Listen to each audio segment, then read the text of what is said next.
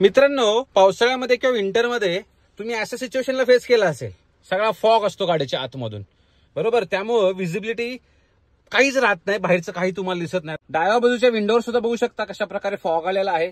इथे पण फॉग आलेला आहे. इथे फॉग नाही कारण आपण इथं शॅम्पू लावला होता. या साईडला सुद्धा फॉग आहे. बेसिकली फॉग तयार कसं होतो, जेव्हा आउटसाइड आणि इनसाइड टेम्परेचर व्हेरी होतं तेव्हा फॉग तयार होतो. मग तो आतमधून असो किंवा बाहेरून असो. पहिल्यांदा एसी चालू करायचे. जर फॉग आतमधून असेल मित्रांनो तर एसीचं टेम्परेचर कमी ठेवायचे. फ्रंट डिफॉगर चालू करायचे मित्रांनो. बघू शकता अशा प्रकारे. बघा इथे फॉग कसा गेला, निघून गेला.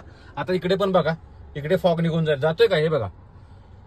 बघा आता लेफ्ट साईडला पण बघा तुम्ही मित्रांनो कशा प्रकारे क्लिअर विजन आलेला आहे.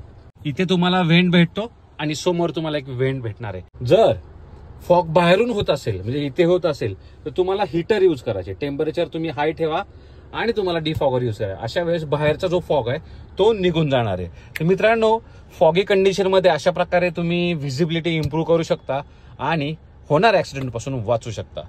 व्हिडिओ आवडला तर लाईक करा, कारण अशा टिप्ससाठी आपल्या चॅनलला फॉलो करायला विसरू नका. धन्यवाद. जय महाराष्ट्र.